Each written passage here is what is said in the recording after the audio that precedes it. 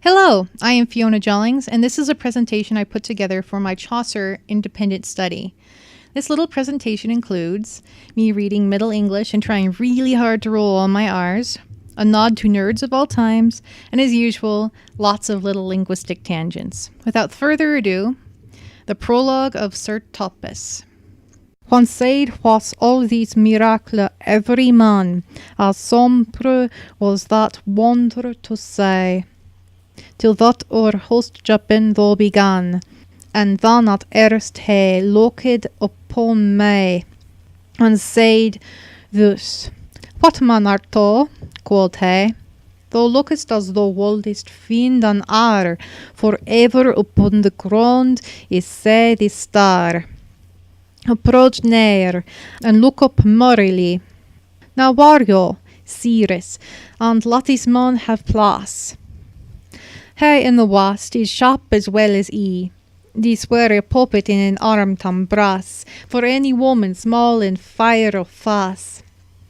His same is elvish, be his countenance, for unto no wicht doth he doliance. Say no somewhat seen other folk had said, tell us a tale of mirth and that anon. Host, quoth he, ne base not evil abide, for other tales certes can I known, but of him I learned it long ago. Yea, that is good, quoth he. Now shall we hear some dainty thing methinketh be his chair. If one is an introvert, this scene is one of horrifying familiarity. You're at a social gathering of some sort with many people you don't know, and feeling slightly uncomfortable because of the many people there and the noise and confusion they cause. Trying your best to hide in some corner and not meet others' eyes, some overexcited extrovert grabs a hold and calls everyone's attention, no matter how much you protest. The weight of their eyes upon you is overwhelming. These people who think they're helping you get into the party, when really all you want to do is flee, crawl into some quiet corner and reread your favorite passages of the Lays of Beleriand.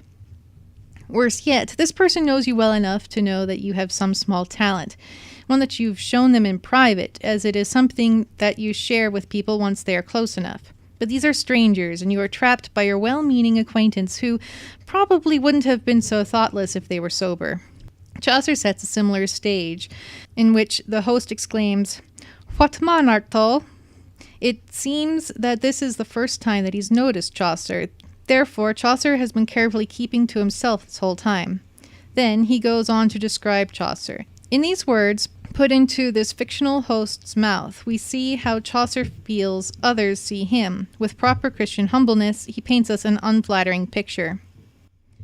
This describes somebody who doesn't like to meet others' eyes.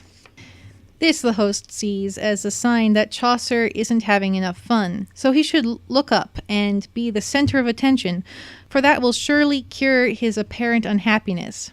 Now the center of attention, the host describes Chaucer's appearance, calling Chaucer fat, and calling Chaucer a pasty white shorty. A quick definition for you. A puppet is a small doll, not a puppet hanging on strings like we nowadays would imagine.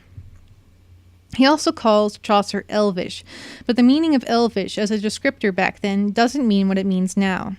These days, thanks to the works of Tolkien, the image we see is someone who is tall, lithe, long-haired, pale-skinned with pointy ears and high cheeks, quite the opposite of what the host is describing.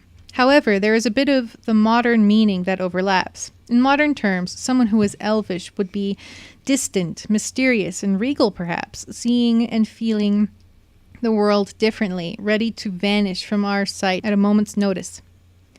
This is closer to what the meaning of the host intends, as emphasized in the second part of the sentence, for unto no wicht doth he doliance, which means he doesn't socialize with others much. Dalliance, by the way, is another word whose meaning has changed much in the 600 years since Chaucer lived. Anyways, in modern English, the meaning of elvish here would be aloof. In a proper self-deprecating fashion, Chaucer is describing himself using the voice of the host as a short, unathletic, unsociable introvert who sees little sunlight, probably thanks to his prolific writing and translating career. In other words, he's a 14th century version of a nerd.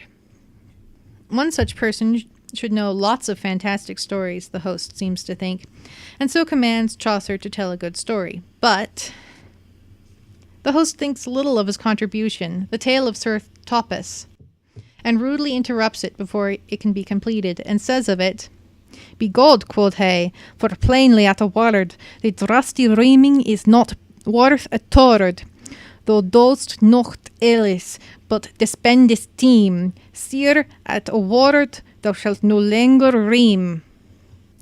Once again, Chaucer shows his like of self-deprecation, using the host to say his own rhyming is no better than excrement. Thus, Chaucer humbles himself before the reader, calling himself unworthy to a comical extent. Then he shares his translation of a French text, Livre de Melibée et Dame Prudence, Book of Melibée and Lady Prudence, by Renaud de Lou, which is an unexciting treatise on how to deal with revenge, war, the worth of women, and the choosing of advisors, amongst other things. Well, the host did ask for something that had some doctrine. The portrait Chaucer paints of himself is a well-learned scholar who is homely and introverted. Don't invite him to a party and expect cheer, but expect him to share with you his old poetry or a translation of a lofty moral tale that he and few others will find entertaining. The information and text is from the Canterbury Tales, which was edited by Larry Benson and published by Wadsworth at the turn of the last millennium. Here is their website.